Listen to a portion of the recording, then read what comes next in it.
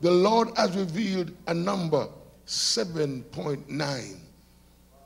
And that number is depicting an earthquake. This earthquake may not be 7.9, but a large earthquake is about to strike in the northern part of South America, Central America, Caribbean area.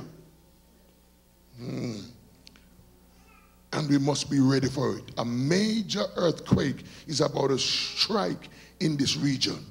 Central America, Caribbean, you know, it's almost the same region.